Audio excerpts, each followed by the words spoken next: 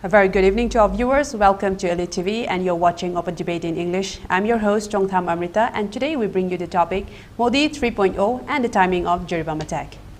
Yesterday, 71 cabinet and state ministers were sworn in under the Prime Ministership of Sri Narendra Modi, out of which 30 were given the cabinet rank and 5 were given the independent charge and 36 were given ministers of state, of which 59 went to the BJP and 12 were distributed among the allies, of which 2 each went to the TDP and the JDU and 1 each to the Shiva Sena, the RPI, the JDS, LGP and a few others. But what's interesting is that the NCP, the Ajit Power faction's nominee, Sri Praful Patel, he refused to take oath because he said that he was given the Minister of State's berth because earlier in the second term of the Modi government, he was given a Union Minister rank of heavy industries, etc. And similarly, we see 2 chief ministers of 2 big states, Shivraj Singh Chauhan and Manohar Lal Khattar, who was the chief ministers of Madhya Pradesh and Haryana each. They were also given the Union cabinet ministers swearing in ceremony. They also swore in along with all the other cabinet ministers. And at this critical juncture, we see more violence in Manipur, especially in Jiribam. We have been seeing this violence on the day of the election results. And then we hear the tragic news of 1 person being killed mercilessly on the 6th of this month. And again, today morning itself, the Karket convoy of the Chief Minister, the Advanced Party, was ambushed. And we have just received news that just 2 hours ago, the Chief Minister has landed back in Manipur, and he said that he will take stringent actions regarding that. So in order to compile all of this information, all of the things that have been happening recently, and we will be discussing and debating on that, let's take a moment to introduce and welcome our panelists for tonight. Our first panelist for tonight is Dr. Homen Thangjam, Assistant Professor of Indira Gandhi National Tribal University, Regional Campus, Manipur. Oja, welcome to Open Debate. And our second panelist for tonight is Dr. N.G. Shantikumar, Professor of English, Hungkou, Delin University, all the way from Taiwan. Welcome to Open Debate, Oja. A very good evening. Thank you for having me. Thank you. Oja Homen, first of all, I'll start with you. First of all, let's discuss first regarding the Modi's coalition government that has been formed since yesterday, and let's analyze that first, and then we'll take it from there, and then come back to the situation in Manipur. So my first question for you is that we have seen that in 1999 to 2004, we have seen a coalition government led by the NDA government, led by Sri Atal Bihari Vajpayee. It was a very well performed, so to speak, it was a very well ruled coalition government. He was famous to be observing the coalition dharma, as we know. But my question is, do you think that the second coalition government of the NDA, because we know that the BJP alone could not secure the 272 mark of that is required, so in order, do you think that this, the third term of Modi government, which is now a coalition government, do you think that he will also be able to observe the coalition dharma, because we know how a coalition dharma usually is? And even today, even from yesterday itself, we see that there are some dissatisfaction among the allies itself regarding the cabinet rank ministers of state, and also regarding Amit Shah itself. So we've heard some dissatisfactions already. So how do you see that this will turn out in the coming years, or do you think that it will last 5 years, or do you think it will cut short? Before we come to that, let us go back a little bit in history. Yes. The first coalition experiment happened in India in 1977, and that was a time after Indira Gandhi imposed emergency. In 1977, from Janata Dal, Morari Desai came into power, and he had lots of coalition partners, but unfortunately they did not last long. And for the second time again, in 1996, we saw the experiment undertaken by Atal Bihari Vajpayee. Lasted for 13 days. Then again, third time again by Atal Bihari Vajpayee. That lasted for again 13 days. And finally he could come back into power, as you said, and the party or the leader was able to stabilize it, and a coalition government really did well. And coming to, today's juncture, it's a very interesting development, because other than the Bharatiya Janata Party or the Janata Dal, even the Congress had attempted with coalition governments. So we have been hearing about the UPA government coming into power. Yes, they did stabilize, etc. The reality of Indian politics today is there is the resurgence of the regional parties. Wherever we look, I mean, it's mostly the regional parties which is doing quite well.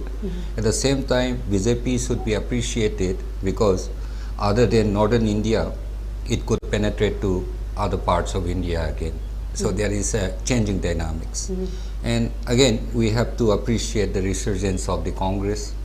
Although it could not achieve the century mark, 99 is quite a good number compared to the previous election. Right. So everywhere there seems to be a kind of resurgence, all right, except in Manipur. Okay. Yeah. The anti-incumbency factor in Manipur was very, very high. I mean, although the agendas, everybody, agreed upon the agenda of how this conflict has started and why it has started. For example, on the issues of illegal immigration, Right. everyone seems to be agreeing upon together, and also about narco-terrorism and the associated, the issues of poppy cultivation, illegal. There again, the people of Manipur seems to be, at least in the valley areas, they seem to be united. And thirdly, again, encroachment upon, the government lands like the, the forest areas and the sacred sites. Again, so on the three major issues, which seemingly was the, the causal factors for the, the ensuing violence, everyone has agreed upon. They were not against the chief minister or the government of Manipur. Everyone seems to be agreeing together. But the prolonged nature of the violence, lasting for more than 1 year, it took a toll on the economy, on the psyche of the people, on the economy of the people, and ultimately the physical toll it took around more than 300, we can say by now, including those who went missing, and also the internal displacement. So everything seems to be in a very, very highly chaotic situation. And I feel there, the people of Manipur is against the incumbent government or the political party. Now coming to your question about the ability or the inability of this NDA or the Modi third, term, completing its tenure or the period will depend upon so many factors. For example, if we are picking up the, the issue of Mr. Patel disagreeing with the Minister of State given to him, it is not a problem of the NDA as such. It is the problem of the party itself. Because in their list of, the people whom they recommended, none is qualified. And he seems to be the only qualified person, and by virtue of that, to protect the coalition, the consensus, the mantra or the dharma of coalition politics is consensus. And even before the, the oath-taking ceremony, for the first time, I believe, we heard from the mouth of Modi ji that consensus shall be the basis of the forthcoming government. Yes. So a lot more needs to be seen. Yes, Madhya Pradesh, then again, the Haryana, then again, how, the TDP, and again also how Janata Dal United, and again in Maharashtra. So lots of factors are there. But the thing is, BJP seems to have learned a lesson of how to run a coalition. Apart from the personality traits that Atal Bihari Vajpayee had, and again Modi had, both are very, very able leaders. Atal Bihari Vajpayee, why everybody liked him? Because he was a poet prime minister, very soft-spoken. He was the gentleman of the gentlemen. And that's why everybody liked him. And also beyond his government or beyond his party, people, when any kind of crisis erupted in India, for example, in the Gulf, he could send statesmen from the Congress party. That is the beauty of Atal Bihari Vajpayee. So he could take along everyone on the boat. And I don't know how, honestly, how Narendra Modi would behave, but given the responsibility of being a responsible leader to carry along 10 more allies, that's a big responsibility. Not only that, but also running the affairs of the state, of the government. And at this juncture, when uncertainty lies everywhere, there are, I mean, if we have, if any one of us have gone through today's, some of the news reels and some of the discussions, they have already come out with a tentative 3 months program that they call the 100 days, the program. And amongst them, apart from, changing certain laws related with criminal procedures, and also about getting some more, fighter planes from France, and also exporting many of the Indian made in India products, military products, missiles, etc., to other countries, especially to the countries which have been having a good relationship with India. The Manipur issue figures very, very much. And in that 100 days program, a kind of assurance has been given that this shall be the topmost priority to end the violence in Manipur. They didn't mention anything about a solution or any kind of settlement, nothing. Just that in Manipur, they will be ending this more than year-long violence in Manipur. And amidst this again, lastly, whatever happening is in Jiribam district is very, very unfortunate.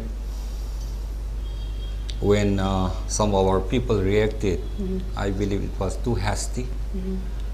The fear psychosis was already there in our minds, and we could not wait for the due procedure of law or the rule of law to have come in and intervene. It was quite hasty in our part. And again, on the other hand, they were quite right also. When everything else have happened in other parts of Manipur, where many of the Meiteis had been driven out, they are quite right in having that fear. And that fear psychosis perhaps made them to react in such a manner.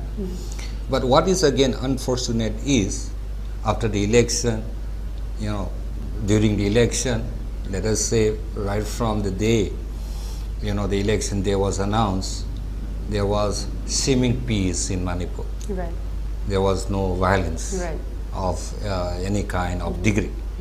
But once the election was over, violence started, and with the unfolding election results, people, not only me, many people have started getting the feeling that these terrorists, so-called, or militants, are hell-bent upon destabilizing Manipur and also somehow remove the Honorable CM of Manipur from his post. So in my first round, I would like to submit this myself. Very beautifully said, Oja Homen, and very good points. I'll take that and for further discussion. And now moving on with our discussion too, I'll bring that whatever you said about regarding the coalition that even Atal Bihari Vajpayee even could even send a statesman from the Congress, which was in the opposition, to deal with foreign matters in the Gulf. It was indeed a very, very good move, a very remarkable move.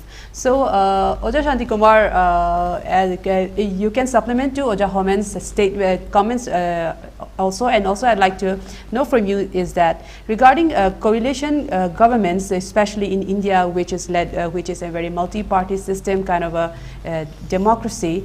In that, the thing is that whatever policy programs that the ruling party wants to roll out, usually there are negativity and many criticisms from the allies itself regarding. We have already known that the Uniform Civil Code that is a very ambitious program of the NDA that they want to roll out in this third term. They have already many people who are against it, even within the allies itself. Even the Agniveer system of recruitment of defense forces, that it has met with many criticisms from the allies itself. So in this kind of a situation, do you think that the ambitious programs such as, even though the NRC was not included in the manifesto of the BJP government, even though there are so many policies that could be needed for the country, or even for, especially for Manipur and some parts of other countries, or some parts of the state, of the country, some states could be in need of some policy programs. So what will happen, what do you think will happen if there are so many dissatisfaction and resentments regarding a policy programs that the government wants to roll out, and then the government has to seek the approval of each ally. So do you think that such kind of a program will, government and such kind of policies will take a lot of criticisms and setbacks, or will it be successful on part of from the government? Dr. Shantikumar.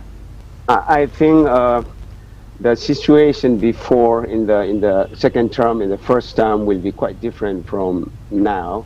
As they don't get, as BJP didn't get the majority during the MP election, so they cannot do whatever they want. So they need, you know, support and help and agreement from the other parties, allied parties, right, like JDU and the TTP.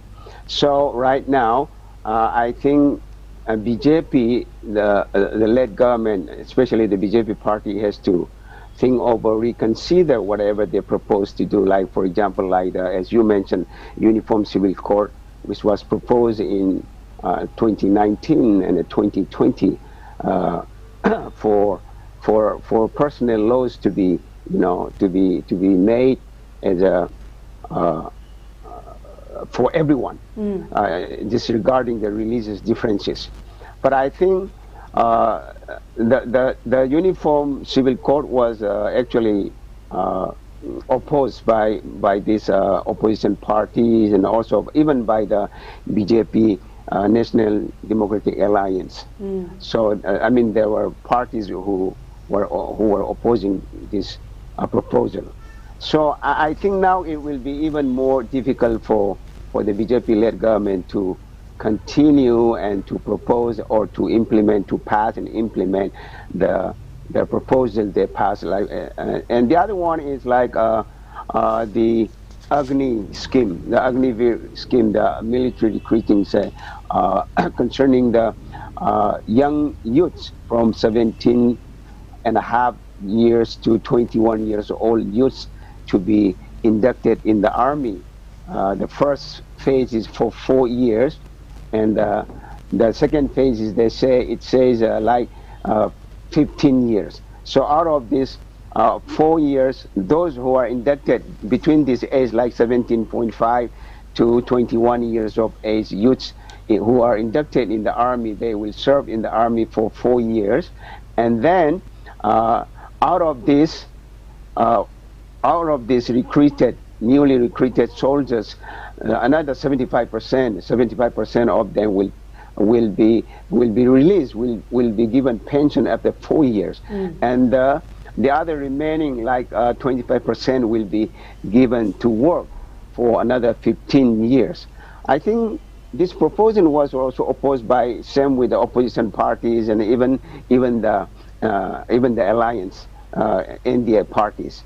So especially many experts oppose this scheme, this recruiting scheme, in the sense that the national security will be, you know, insecure, because right, this 4 years working, you know, how much these armies can learn, how much they can defend the country if they really go to the war with say, for example, like with you know, superpower like China. You know, I mean, 4 years training in the army will be very different. Will lack a lot of, you know, expertise and the skills to fight against, you know, in the real ground, in the real ground. So that is one factor why this scheme was, this Agnivir scheme was, I mean, recruiting system, the proposal was opposed by the army experts like generals and brigadiers, and also political parties, opposition political parties, and even by the NDA who supports the BJP-led government. So number one factor is this is not good. But again, it seems like to me, because I stay here in Taiwan, and we have also, like, it's like compulsory military service, you know, giving to the country. But we have to consider, you know, it depends on the country's population, the country's population size, because Taiwan is a very small island and it doesn't have a population like China or like India. So probably we need, you know, we need to make young people to induct in the army as a compulsory service.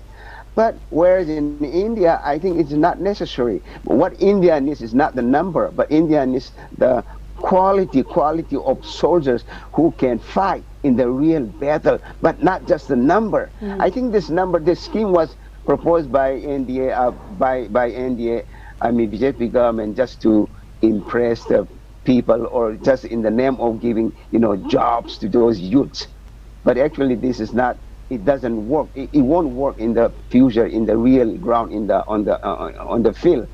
And as I mentioned about this in Taiwan and India, you see here, India and Taiwan cannot be compared because the population is very different. So it is a compulsory service. Army, to be inducted in the army is compulsory for Taiwan because the population is just 225,000. Out of this, again, only those certain young people are eligible to be in the military, right? But whereas in India, we have a lot of people. India has a lot of 1.5 billion people. They have enough people they can recruit. So India should focus actually on those youths who can work longer as professional armies, who can do really good in the battlefield, on the battleground, not just in the name of providing jobs or in the name of recruiting army, but they won't do well. And again, another problem is when you have this Agni recruiting scheme, makes another problem. Like, for example, for this kind of short-term servicemen, short-term armed forces, and those long-term armed forces, there will be, like it seems like they will have different, rules and regulations for both. So there is another confusion. Another confusion will come between these two. So I think, in my opinion, because in my opinion, this Agni recruiting system, this proposal should be scrapped, should be taken out, and I don't think it is necessary for India, and it is not really good for the security of India. I think they need real qualified professional armies to serve the country, not this kind of short-term kind of service army recruitment. And the same thing you can look at China. China doesn't have this compulsory kind of army induction, army recruitment system. They don't have. They have all the professionals, whatever number they need to recruit, they will recruit. They will train seriously, and they will be very professionalized, and they will be ready to go to war on the ground. So I think there's the differences between the short-term recruiting soldiers and the long-term professional soldiers. So I don't think. I think with the coalition government, I think the BJP-led government needs to rethink and change their proposal. I think so. I will keep this way for the first round. Yes, rethink and change your proposals. Indeed, a very good point. So on that note, I'd like to come to Homen, that there is so many speculations regarding the appointment of Amit Shah, because yesterday when we see the order of the swearing in, first it was the Prime Minister Narendra Modi, after that it was followed by Rajnath Singh, the second in command, and then it was Amit Shah, and then it was Nitin Gadkari. So people were reading too much into the order of that swearing in, and people were expecting the big four to be handed to these people. The Prime Minister would be Narendra Modi himself, and then people were thinking the second in command naturally comes becomes the Home Minister. But even last time we know that Rajnath Singh was even sworn in this after the second after Prime Minister, and yet he was given the defense portfolio, and the home portfolio went to Amit Shah.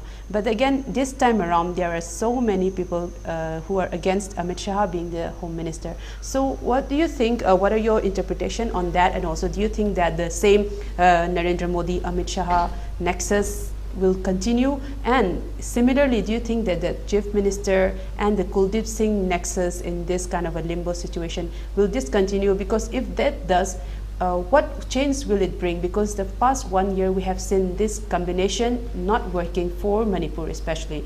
And do you think that if this continues, will there be any change? But you did mention regarding the 100 days program, so how do you interpret that? See, there are two ways of looking at one is the personal and the second is the political.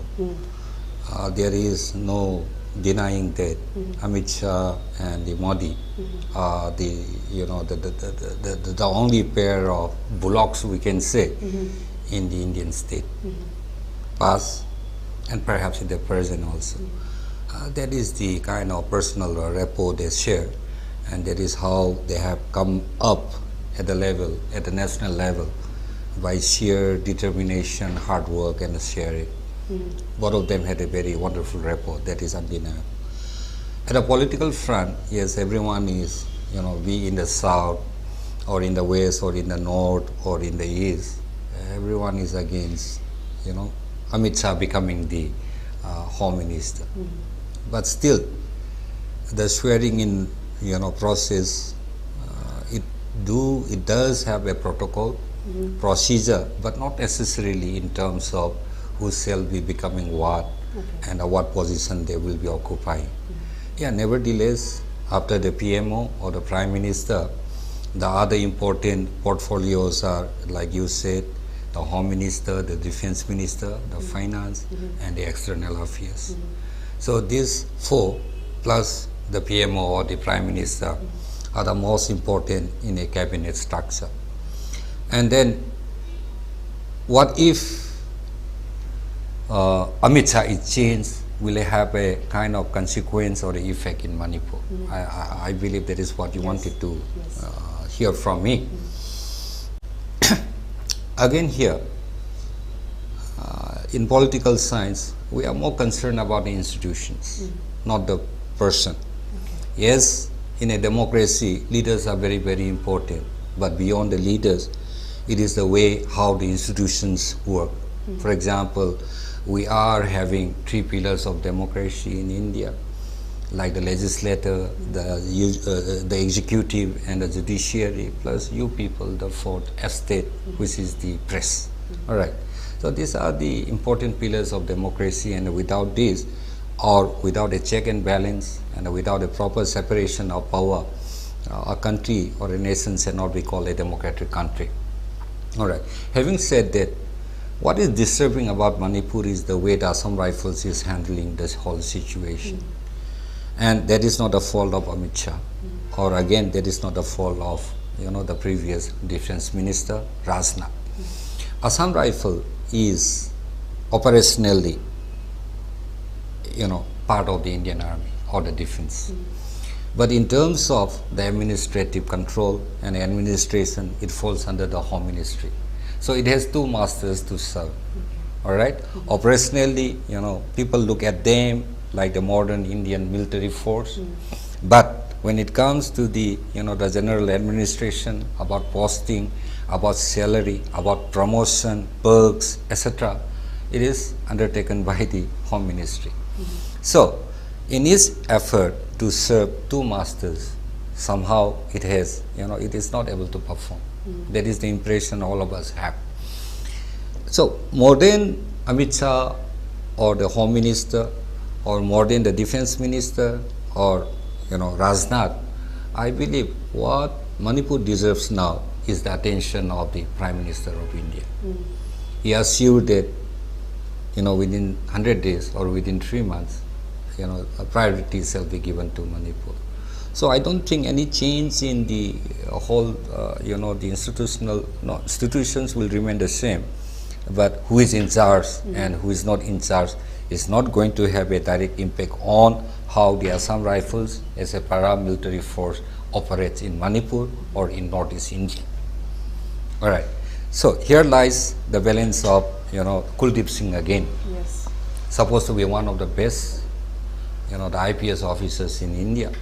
And immediately after his coming, starting from the 30th of May 2023, earlier we had the, the combined command structure, in which the Chief Minister of Manipur used to be the chairman of this, the command structure. But after May 30, 2023, he is nowhere.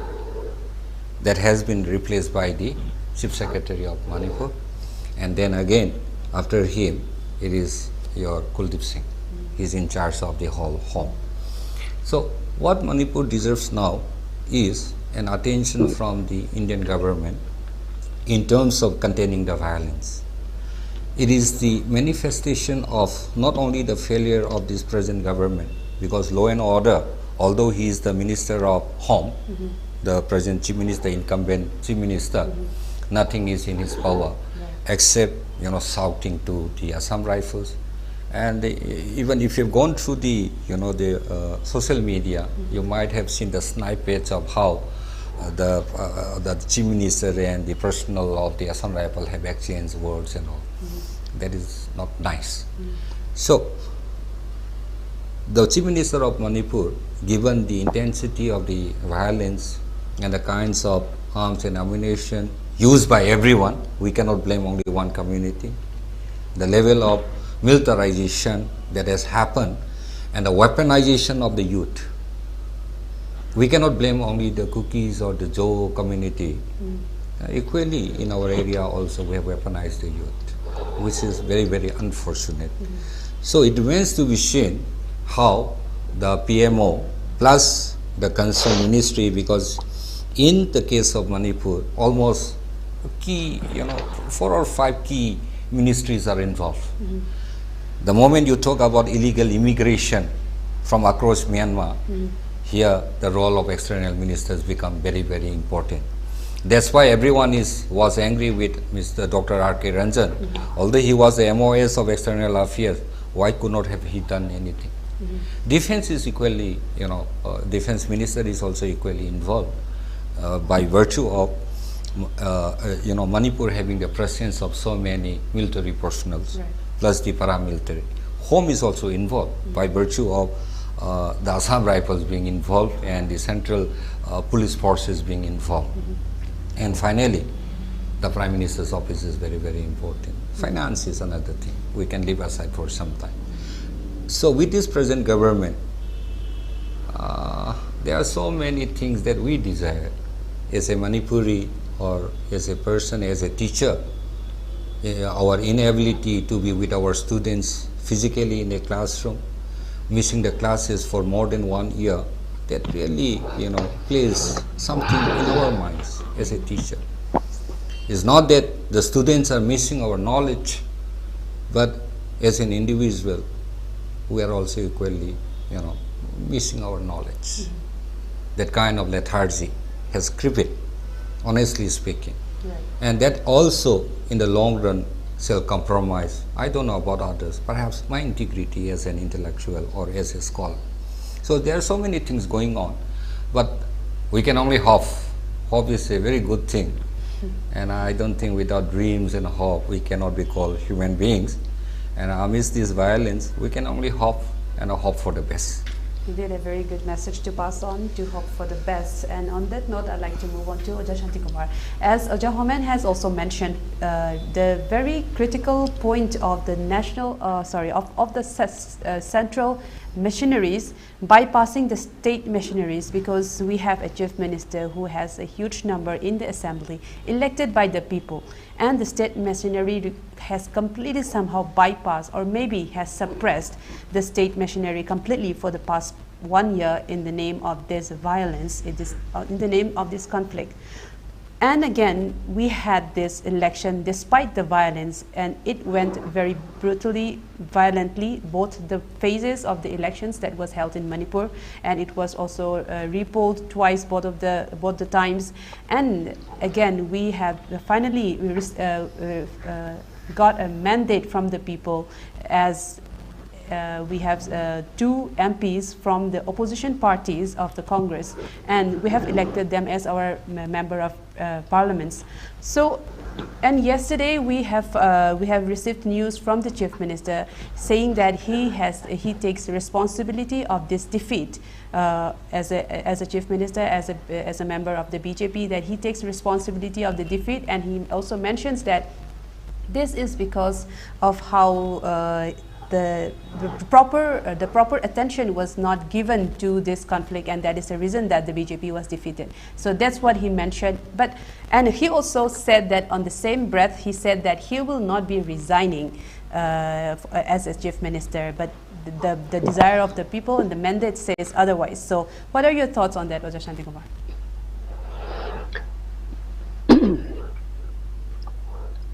And now I think, yeah, resigning from Honorable CM or not resigning, I think it won't do much. It won't bring much, differences or changes in the Manipur present crisis. Right. I think the most important thing is it should be done by the central government, because central government has the power to do that. And as I mentioned before, this conflict can be closed, can be contained, can be controlled, can be finished actually within 3 days or 2 days or maximum 7 days, a week.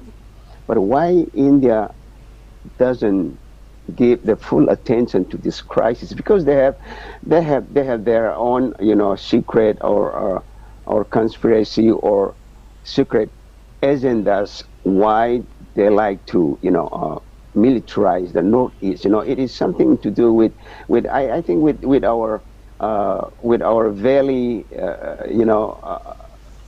revolutionary groups, underground groups, and also something to do with the geopolitical situation in the eastern regions like Myanmar and China. So why our place, Kangleipak Manipur, is militarized? It has reasons to do that for the central government. And then why this conflict is not solved quickly within 1 week or even more than now. It's been more than one year, 1 month, but still the crisis is going on, even getting worse. Yeah, as we can see what is happening right now in Jiribam, burning down more than 70 houses and attacking the Meitei communities there. So I think why, the question is why the central government is, prolonging this conflict. Why the central government allows to continue this kind of conflict in Manipur? The question is. So I think it should be with the new government, with the new coalition government. I think they need to change their approach. They should try not sacrificing one community or not sacrificing two communities, but they have to find out some ways, some strategies where they can solve the problems, or how they like to militarize, how they like to solve the geopolitical situation or deal with the geopolitical situation in the eastern regions, northeastern regions. They have to find out some ways effectively. So in this sense, in this, looking from this angle, I feel the central politician, Indian government, is very, very ineffective. They are very inefficient. They are very ineffective, and they don't know how to deal with the situations peacefully and well. So I would say it this way. Right. So now they need to. So I think in this situation, I think how to, and another point is how to contain this problem, how to stop this crisis. I think our in the past 1 year, our CM and his party couldn't do anything, right? So, but now we have, because of people's mandate, we have 2 MPs who are going to the Parliament. I think they have to be very strong, and they have to stand on their feet. They cannot be mum and silent like those predecessor MPs. So they need to stand up. They need to voice their people's voices. They have to shout in the Parliament, and so that they can get the attention of the opposition parties. Those people who can help them. So I think this way, together with those opposition parties, and by standing on their feet and boldly and bravely saying out what the people of Manipur wants, I think they can bring the attention of PM Modi's attention to this conflict, and I think that way something can be done. Otherwise, if our 2 MPs also don't say anything and they just keep quiet like earlier MPs, then the situation will go on and on, and it will never be problem.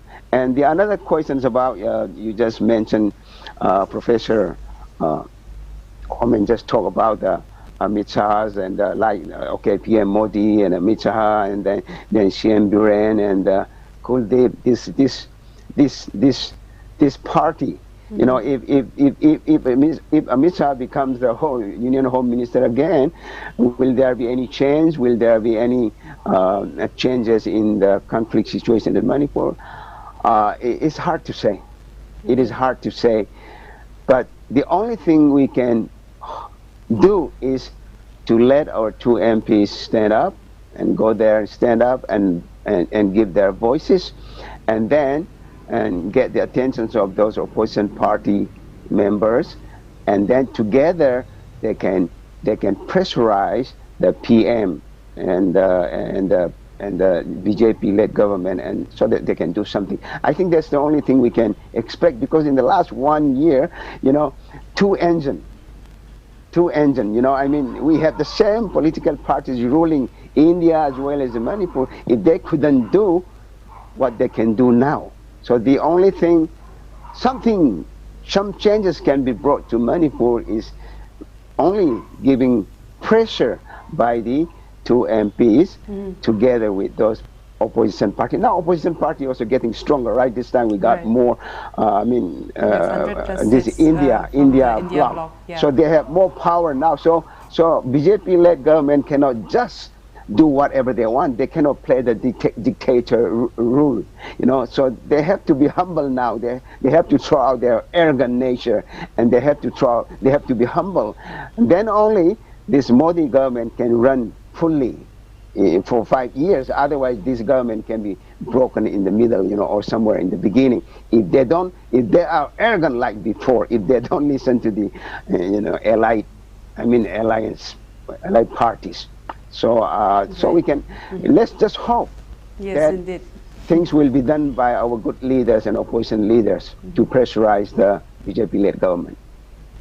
Very good point. To write on what Oja Shantikumar said, that we have the NDA, BJP-led NDA government at the center, and also the BJP government still in the assembly, in the Manipur State Assembly. So we have now two Congress MPs who will be speaking for us in the Parliament. So how do you think that this will turn out? Because as Oja Shantikumar said, that our two MPs need to pressure the government in the Parliament to look into the matter and to provide solutions for Manipur. So do you think that a opposition alliance could do anything for this? How do you look at this?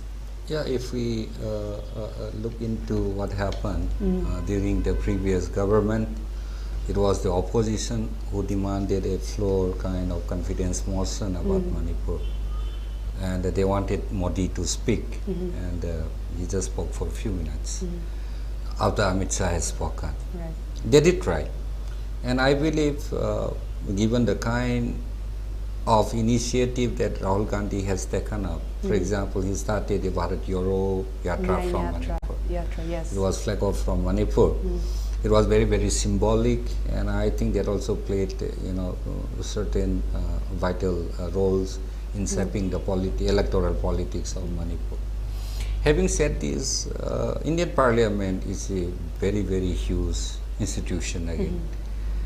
There are codes of conduct. It's not like any MP wants to speak, they can speak. Right. There are so many mathematics calculation involved. For example, whether you belong to a majority party or not, and if you belong to a majority party, how many MPs you have won, and per day there is a certain formula of calculating how many minutes that party shall be receiving during very, very important times, very important winter session, summer, monsoon. All right. Other than that, any MP can speak during the 0 hour. That is not what we want, because it doesn't really matter what you speak during the 0 hour. And also another aspect is the Indian Parliament again has so many committees to run its business. So we have to see whether the two MPs from Manipur can become a part of any of the committees, and what kind of committee, whether those are really important committees or not. All right. So two things matter for me. Technically speaking, how many minutes they shall be getting, Congress as a whole. Within that, how many minutes can be spared for Manipur, and within it again, who shall be speaking, the inner one or the outer one. So many mathematics are involved. Although they carry a huge responsibility, we cannot expect too much from them. Right. But outside the parliament, they can play a very, significant role. Right. For example, lobbying. They have to lobby. It's not like you are present in the parliament. No, it doesn't end there.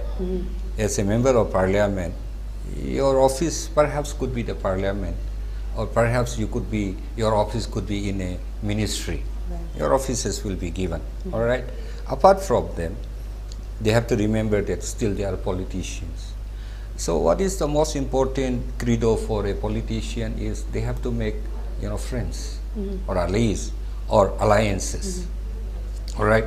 Perhaps whether to raise the issue of Manipur more than the Congress, both of them belongs to the Congress, shall it be more appropriate if we can somehow pull in Mamata Banerjee, because Bengal has a very soft, corner for Manipur. Yes, indeed.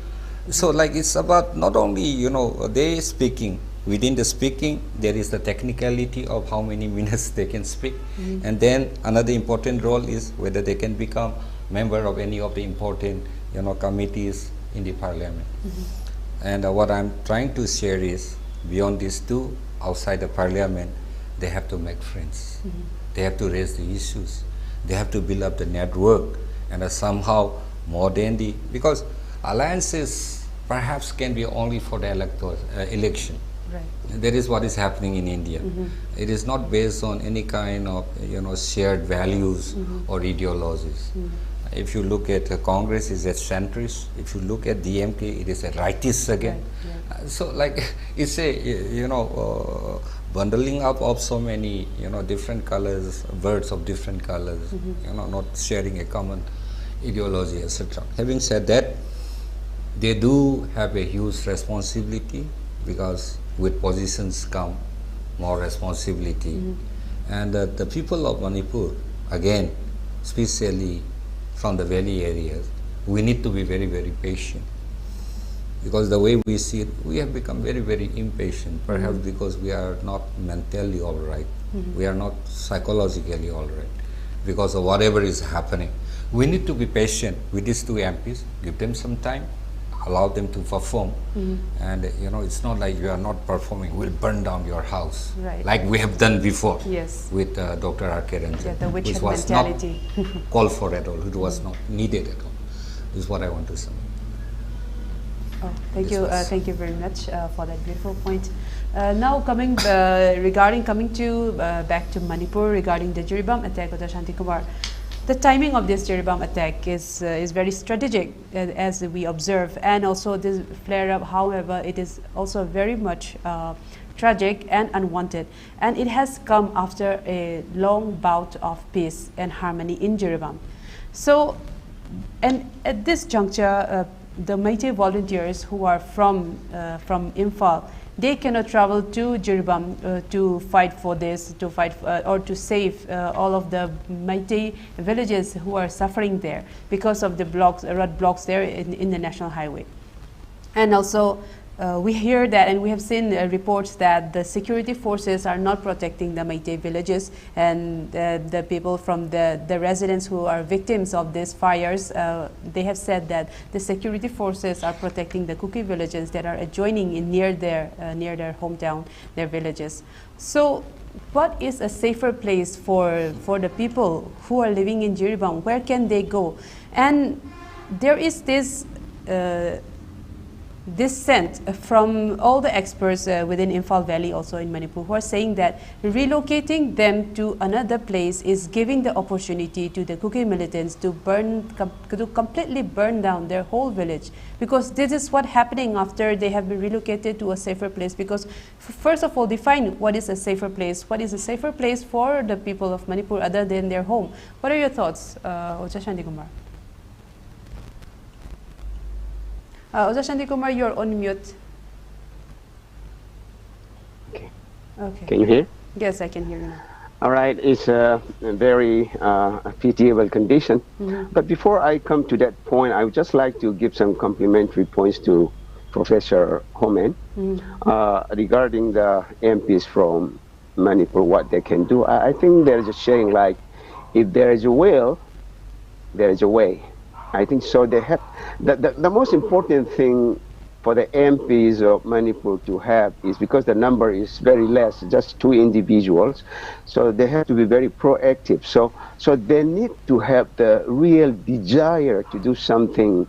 That means the will to do something great for the people of Manipur.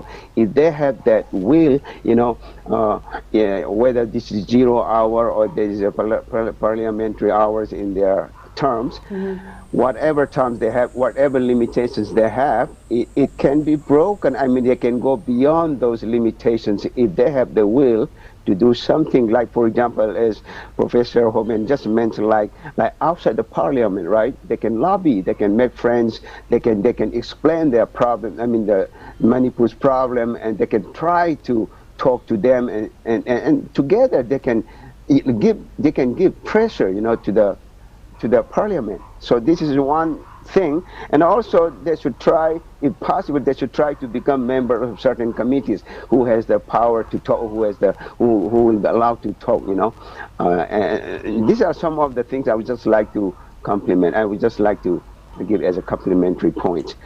Coming back to the Jiribam situation, I don't think the Meiteis local population should be moved to somewhere safe and relocate to somewhere and then leave their villages and their homes and properties to be burned down by the Kuki militants. I think this is definitely wrong. This is totally wrong, because once the houses are burned down, it will take time to construct, it will take time to reestablish, it will take time to settle again. And this is what happened in certain areas in Manipur, like in Chuchampur. Now even the government says, okay, you guys, okay, all those displaced people, 60,000 people or whatever people, you can go back to your own places, like in More or in Chuchampur or certain areas of Manipur. But can they go immediately without having a house to live in? No, it's not possible. So the best way, if the army, if the Assam Rifles or Central Armed Forces protected those houses and the buildings and houses and the properties in those areas like More and the Chuchampur and other areas, when the government provides enough security forces, and if they say they can go back now, they can go back and they settle there. But the question is, even they say yes, where they will stay. Because they have no houses, they have nothing there. The ground is totally level. So everything has to begin again from zero ground. They have to construct, they have to buy things, they have to, everything has to be begun again. So this is the same thing will happen in Jiribam, the same, if those local populations are moved to somewhere in a safe place, instead of protecting them, using the Indian forces or Assam Rifle forces. Of course, the Assam Rifle forces is the least we can trust. Of course, they are always with the from the media, from the newspapers, from the social media. It is already, we know they are always with the Kuki militants, and they protect them and they stop them. They don't stop them coming to attack the Meiteis. But if Meiteis like to attack them, they will be stopped on the way. This is what the Assam Rifles do. Then the central government, now here comes again the central government and the Manipur government, they have to interfere. In what level they can talk to the Assam Rifles, they can talk to the forces, and how to deal with that. They should be impartial. If they like to protect, they should have the equality approach. They should protect both sides. They cannot be just sided with one community.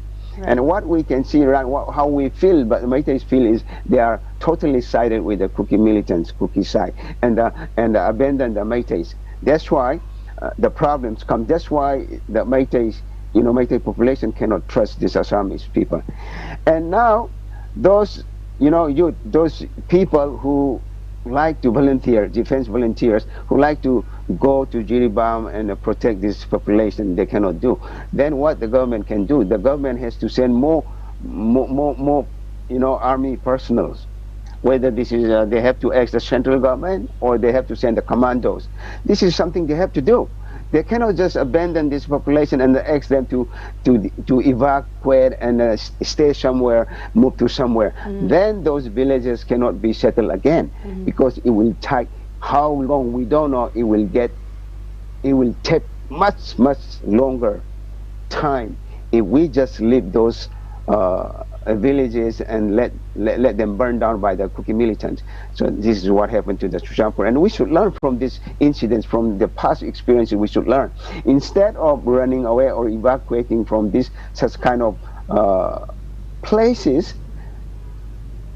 The army, the central forces, and the state forces should go there immediately and protect those population from these militant groups. I think I would say this way.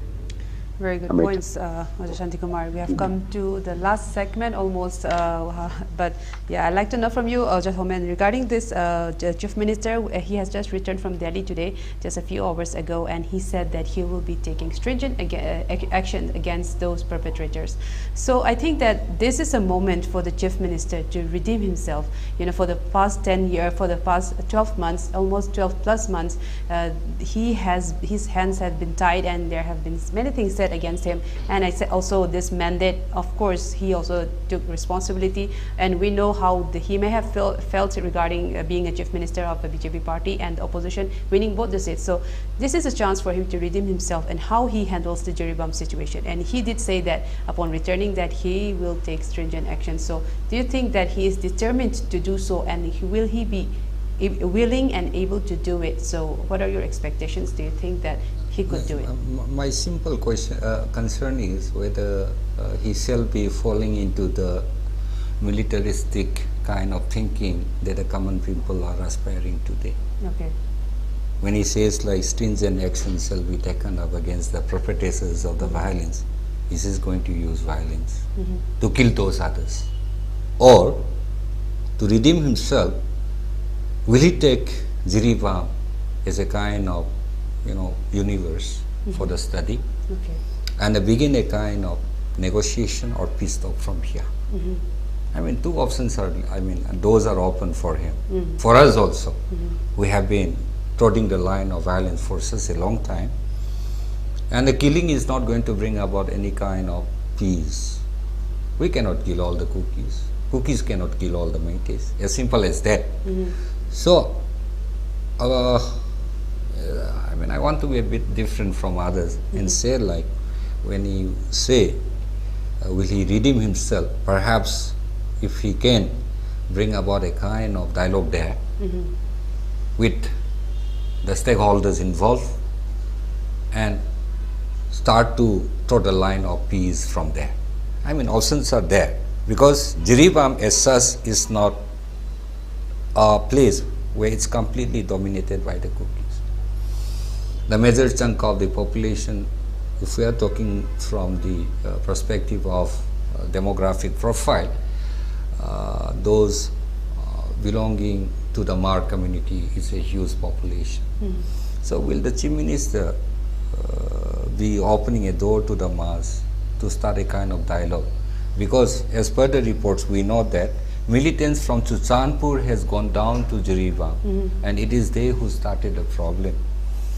And the way our people also have reacted, because Métis, our eyes are so myopic that we are not able to differentiate which community is which and who is who.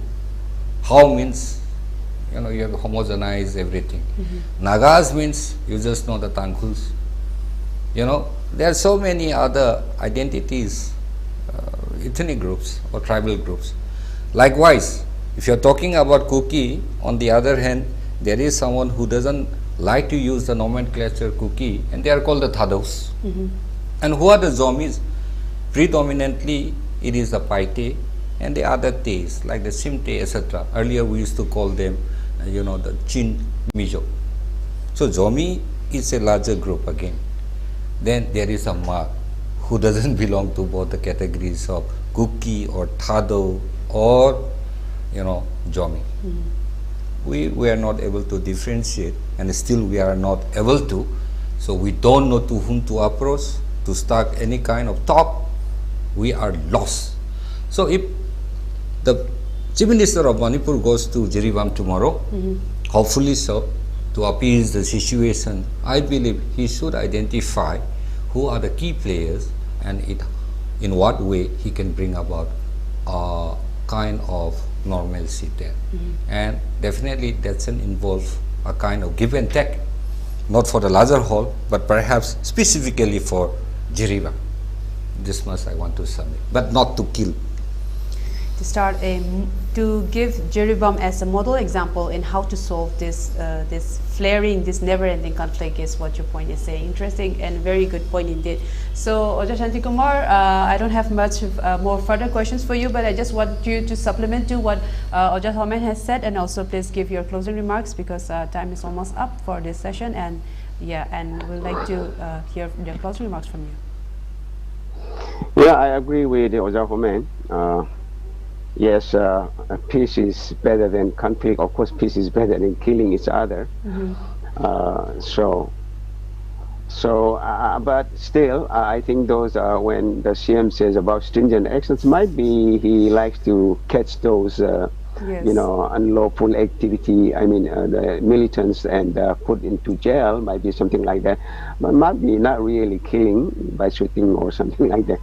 But let's hope the new central government can bring something new, can change the situation in Manipur. That's what we can hope. And yes, we people also as civilians, we also need to be calm, and we need to approach peacefully and calm.